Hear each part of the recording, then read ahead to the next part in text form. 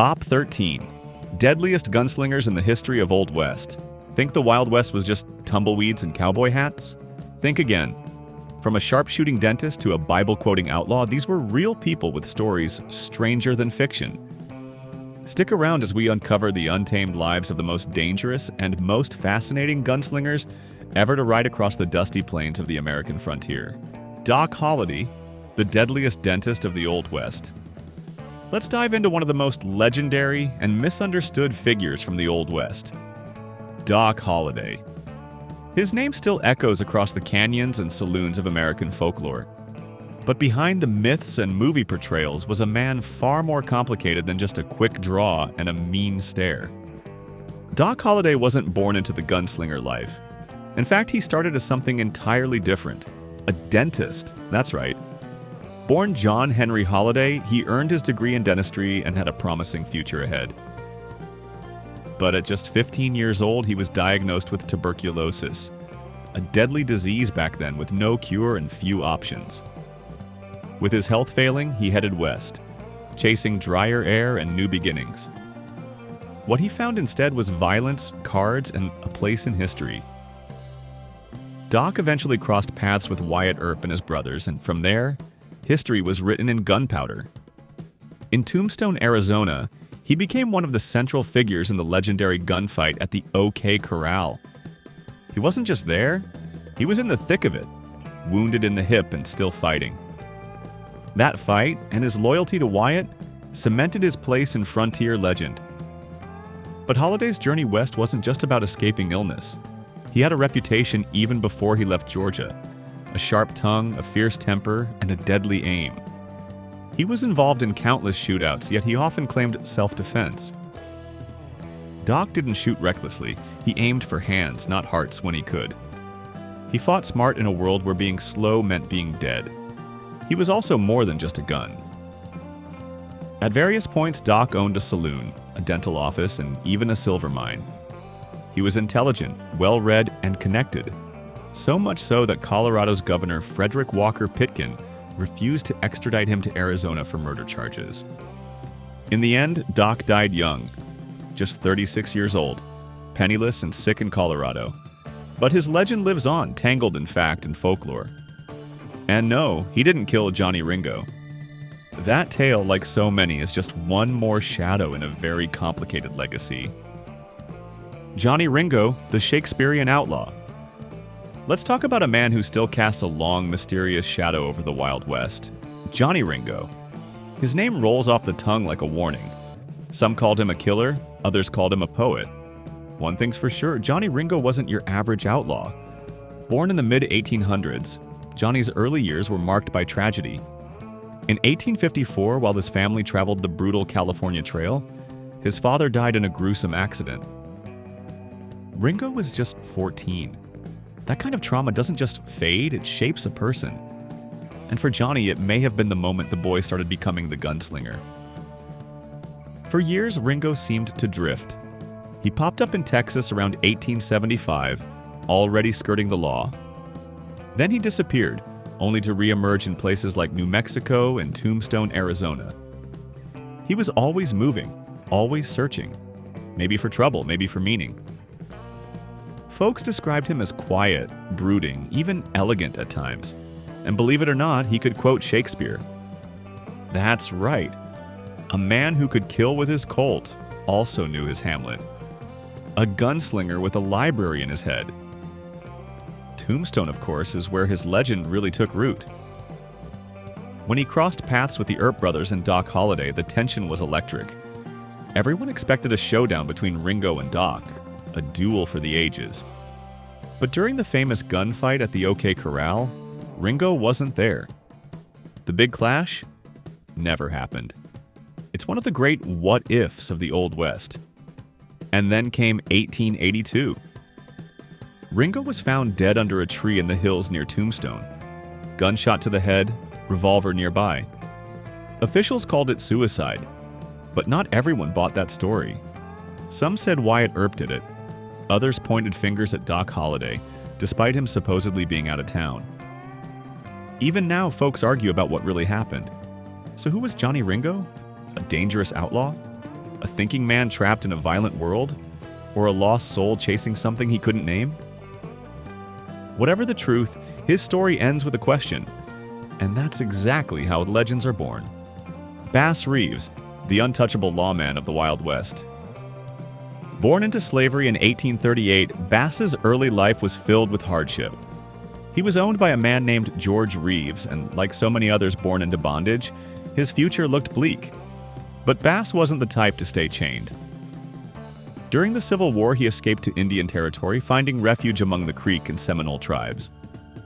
That experience, learning their languages, understanding their ways, would later give him a powerful edge no other lawman had. After the war, and with emancipation, Bass started fresh.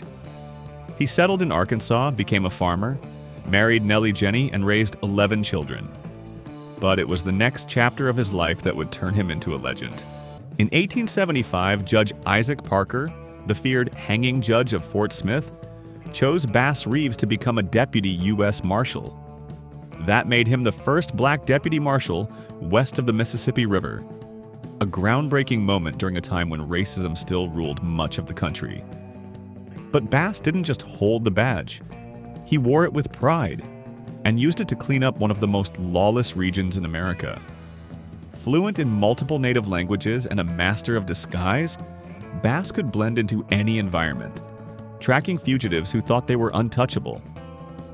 Over 30 years, he arrested more than 3,000 criminals and killed 14 outlaws, all in self-defense.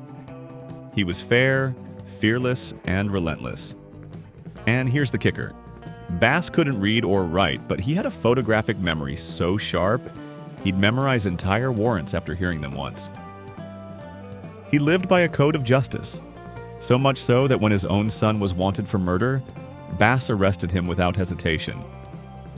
Even after statehood, Bass continued serving as a police officer in Muskogee, Oklahoma, until his death in 1910. Which gunslinger do you think had the most fascinating life story, and why? Buckskin Frank Leslie, the gunslinger in Buckskin. Let's turn the page to one of the most dangerous and complicated figures of the Old West, Buckskin Frank Leslie. Just hearing the name brings to mind gun smoke, whiskey, and danger lurking around every corner. He wasn't just another hothead with a pistol. He was a deadly marksman with a past that reads like a dime store novel. Frank earned the nickname Buckskin Frank for the fringed jacket he wore while scouting for the U.S. Army back in the 1870s. But his talents went far beyond tracking enemies or reading the desert. He could shoot with pinpoint accuracy and had a temper that flared as fast as his draw. And when he made his way into Tombstone, Arizona, around 1880, the town took notice. Quickly. Frank had a reputation. He was sharp, stylish, and always packing heat. His relationship with Molly Williams, a local barmaid, added a bit of drama to his already infamous lifestyle. But the real heat came from the trigger of his gun. Buckskin Frank wasn't shy about using it, and he didn't just kill in self-defense. He was involved in the deaths of May Colleen and Billy Claiborne, and both incidents painted a clear picture. Frank Leslie didn't hesitate. He shot to kill, and he rarely missed. But the story takes a darker turn in 1889, when Frank did the unthinkable. He shot and killed his own wife, Molly. That act landed him behind bars at Yuma Territorial Prison, sentenced to 25 years. It seemed like justice had finally caught up with him. But here's where things get strange. After only 7 years, he was granted parole, thanks in large part to a woman who would later become his wife. Whether she believed in his redemption or was simply charmed by the legend, her efforts helped open the prison gates. In his later years, Buckskin Frank seemed to drift into a quieter life, fading from the spotlight. By 1922, he all but vanished from public records. Some say he reformed. Others say the West just moved on without him. Orrin Porter Rockwell, the destroying angel of the West. Rockwell wasn't your typical gunslinger. He wasn't out there robbing banks or rustling cattle. No, his stories tied closely to the rise of the Mormon faith in 19th century America. He wasn't just a loyal follower, he was the muscle. He served as a personal bodyguard, body and soul for Mormon prophets, Joseph Smith and later Brigham Young. And when things got rough, and they often did, Porter was the man they sent. Now here's where it gets wild. Joseph Smith reportedly made a prophecy about Rockwell. He said that if Porter never cut his hair and stayed faithful, no enemy would ever take his life. Sounds like a legend, right? But guess what? Rockwell lived through countless gunfights, close calls, and ambushes. He even went on the run more than once, but he always came out the other side, still breathing. Hair long, faith intact. He once tried to break Joseph Smith out of Liberty Jail, a risky move that could have ended with him swinging from a noose. But that was Rockwell, loyal to the end. He had a reputation for being unstoppable, both because of his skills and because of something deeper. Whether it was divine protection or sheer guts, Porter kept walking away from danger. But let's be clear, he wasn't a saint. He had blood on his hands. The deaths of the Aiken brothers still raise questions. And when he shot Lot Huntington, Brigham Young's nephew, folks couldn't believe it. But in Rockwell's mind, it was justice. So was he a hero? A villain? Something in between? Maybe all three. Orrin Porter. Rockwell wasn't just a man with a gun, he was a force of nature. And in the lawless West, sometimes that was exactly what you needed. Annie Oakley, the legend of Little Sure Shot. Let's step into the spotlight and meet one of the most iconic figures of the Old West. Annie Oakley, the woman the world came to know as Little Sure Shot. Her story isn't just about skill with a rifle, it's about resilience, heart, and breaking every rule the Wild West had for women. Born Phoebe Ann Mosey in 1860, Annie's early life was no fairy tale. When her father passed away, her family was plunged into hardship. She was just a young girl, but she picked up a rifle and took to hunting, not just for sport, but to put food on the table. And it turned out she wasn't just good, she was gifted. By the time she was 15, Annie entered a local shooting contest. Her opponent? Frank E. Butler, one of the most respected marksmen around. To everyone's surprise, but not hers, Annie outshot him. That contest didn't just launch her career, it sparked a love story. Annie and Frank fell in love, married, and became partners in life and on stage. Together, they joined Buffalo Bill's Wild West show, a traveling spectacle that dazzled crowds across America and Europe. Annie quickly became a headliner. She could split a playing card edgewise, shoot targets while looking in a mirror, and hit a dime tossed in the air, all with grace and showmanship. Even the great Sitting Bull, impressed by her talent and poise, gave her the nickname that stuck forever, Little Sure Shot. After leaving the Wild West show, Annie and Frank continued to perform on their own. They added a touch of charm to their act with their beloved dog, Dave, who became a crowd favorite in his own right.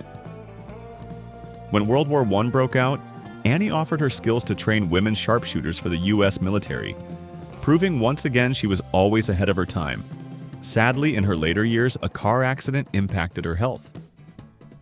She passed away in 1926, just 18 days after Frank.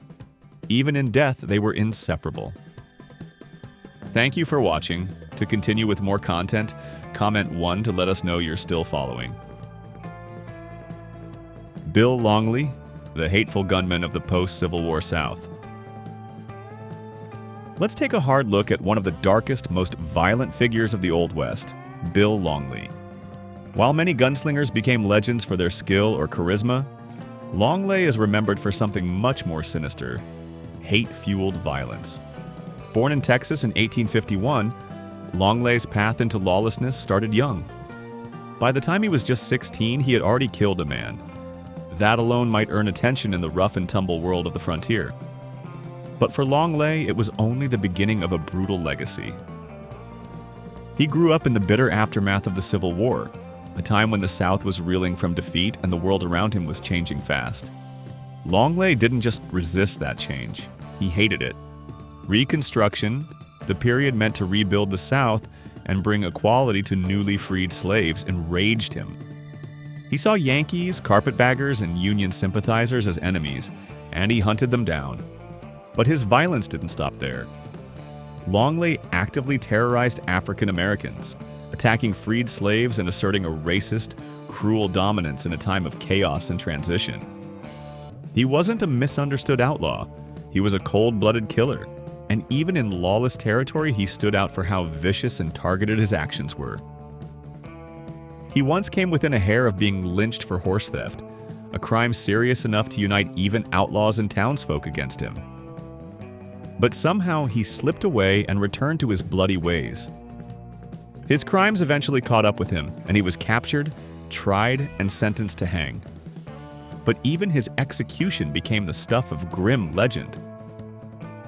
On the day of his hanging, Longley joked and laughed as if death meant nothing. Then something almost unbelievable happened. The rope broke, and he landed on his feet. The crowd gasped. Some even thought it was divine intervention, but the law wasn't swayed. The hangman reset the gallows, and Bill Longley was hanged a second time, this time successfully. Bat Masterson, from Gunslinger to Gentleman Sportswriter,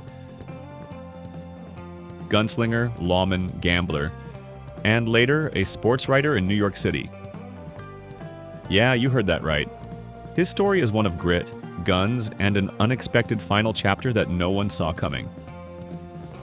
Born in Canada in 1853, Bat made his way to the American frontier as a young man. He started out like many ambitious young men of the time, as a buffalo hunter, a dangerous trade that required a steady hand and nerves of steel. But he wasn't just drifting. His path would take him straight into the heart of the Wild West.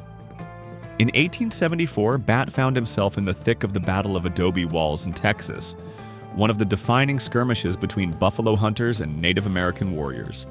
Surviving that fight was no small feat, but the frontier had plenty more in store for him. Not long after, he was involved in a deadly saloon shootout in Texas, killing a soldier named Melvin A. King. Bat claimed it was self-defense, a common phrase in those violent days. His real turning point came in Dodge City, Kansas, where he met none other than Wyatt Earp. Earp saw something in Masterson, something more than a wandering gunslinger. He urged him to become a lawman, and Bat took the offer. As the sheriff of Ford County, Bat cleaned up the streets with a mix of charm, smarts, and a willingness to draw when needed. But law enforcement didn't hold him forever. Eventually, Bat drifted back to the world he knew well: gambling halls, saloons, and high-stakes card tables.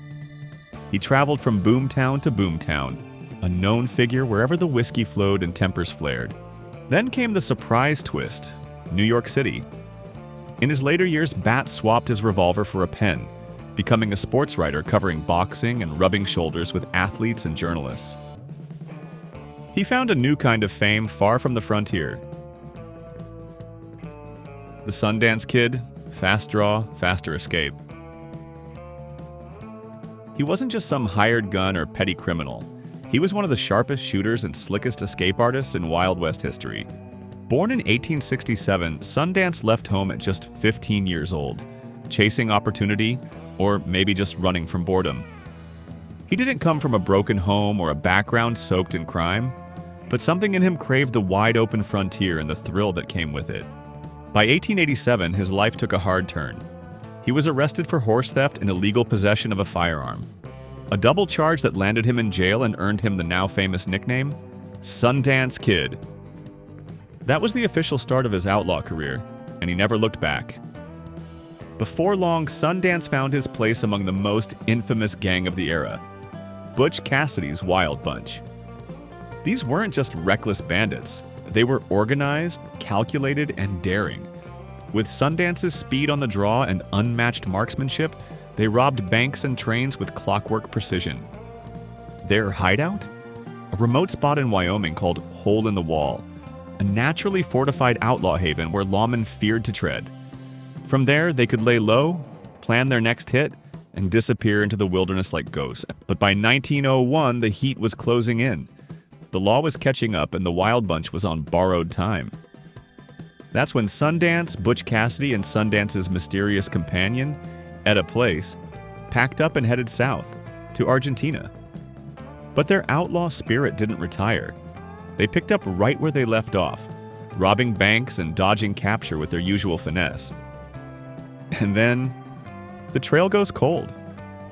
The final fate of the Sundance Kid is still debated. Did he die in a shootout in Bolivia, or did he quietly slip away into another life under another name? We may never know, but one thing is certain.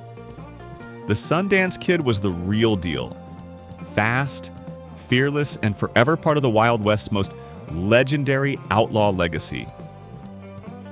Jesse James, outlaw, soldier, and the making of a legend. Let's dig into one of the most infamous and misunderstood names of the Old West, Jesse James. He wasn't just a bank robber or a gunslinger. His life was tangled up in the aftermath of slavery, civil war, and a country still trying to find its identity. Born in Missouri in 1847, Jesse came from a slave-owning family, something that's often left out when his story gets told. But it's a key piece of the puzzle.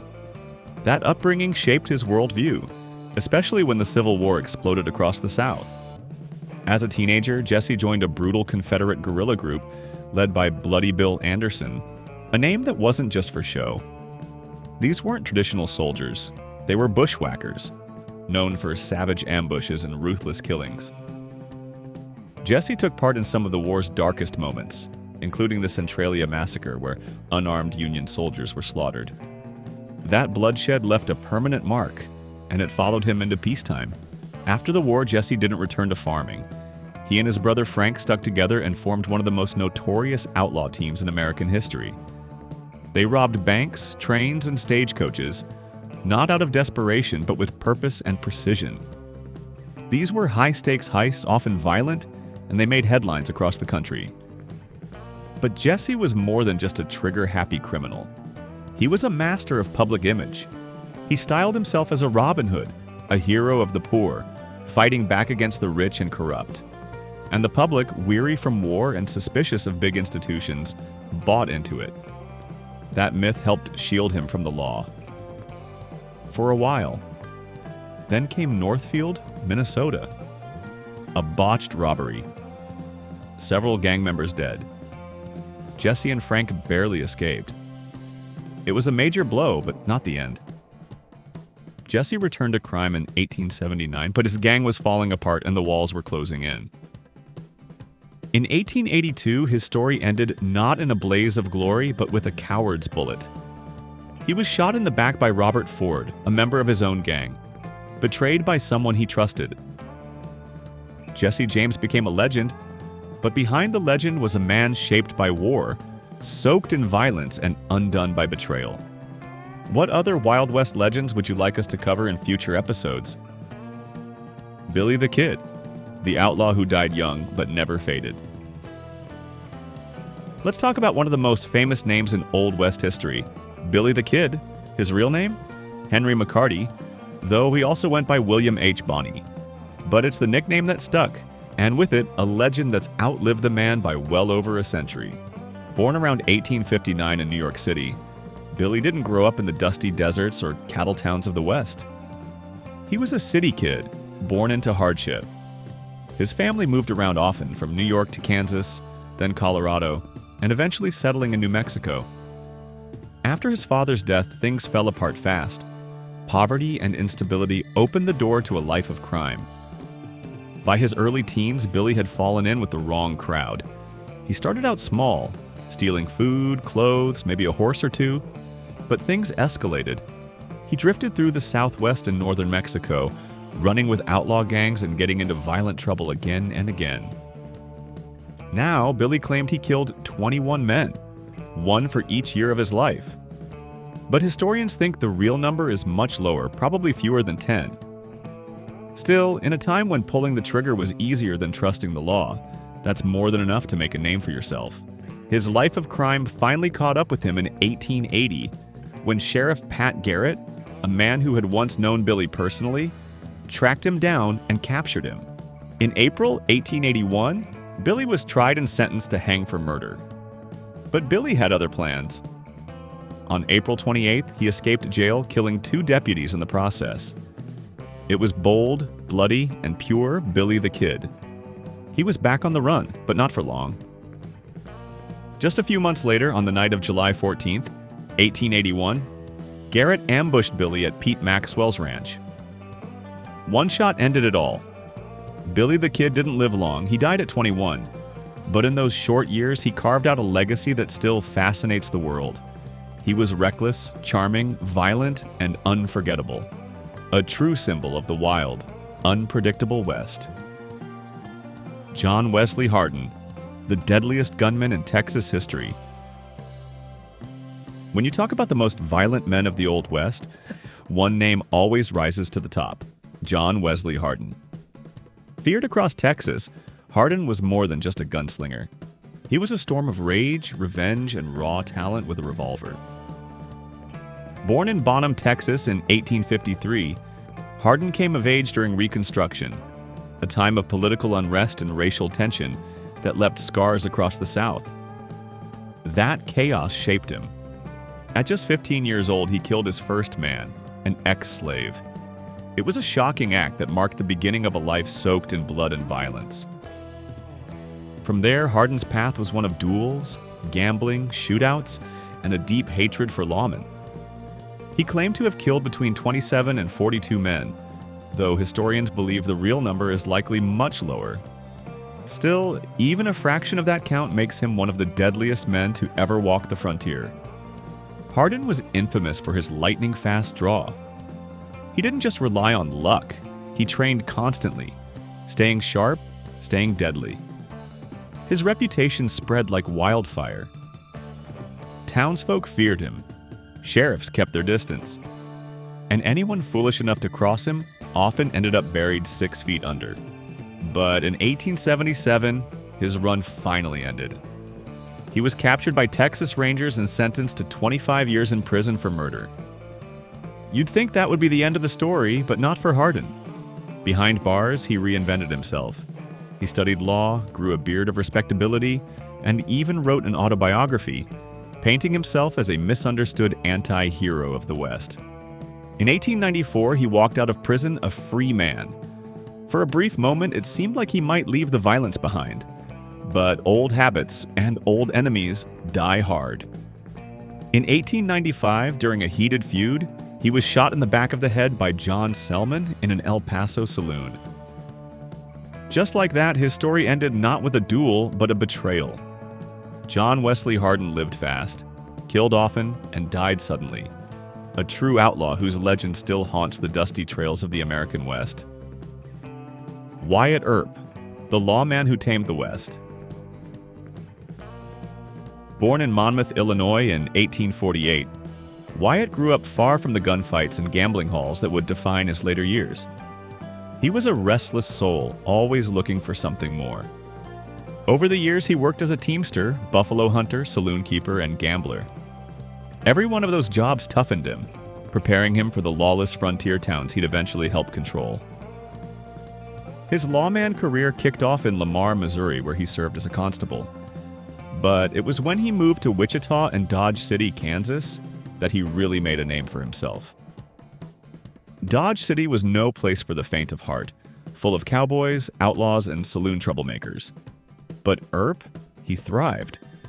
Known for being tough, calm under pressure, and quick on the draw, he built a reputation as someone you didn't want to cross. In 1879, Wyatt and his brothers Virgil and Morgan moved to Tombstone, Arizona. It was a boom town crawling with tension. Lawmen on one side, outlaw cowboys on the other.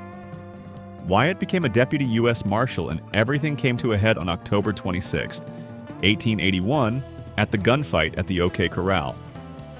That legendary shootout lasted only 30 seconds, but it sealed Wyatt Earp's place in American history. 3 cowboys lay dead, and the town would never be the same. But victory came at a cost. Morgan was murdered, and Wyatt found himself targeted by both enemies and the courts. Eventually, Wyatt left Tombstone behind, drifting west. He sought peace and fortune in San Francisco and Colorado mining towns, and even in Nome, Alaska, chasing gold and running saloons. In his final years, he settled in Los Angeles, where he quietly helped early Hollywood filmmakers bring westerns to life, offering tips straight from his own adventures. He died in 1929 at the age of 80, one of the last true legends of the Wild West. Which of these Wild West legends surprised you the most? Drop your thoughts in the comments. We'd love to hear from you. And if you enjoyed this journey through outlaw history, be sure to like, share, and subscribe to Past Not Past for more untold stories from America's rough and tumble past. Thanks for watching, and we'll see you in the next ride.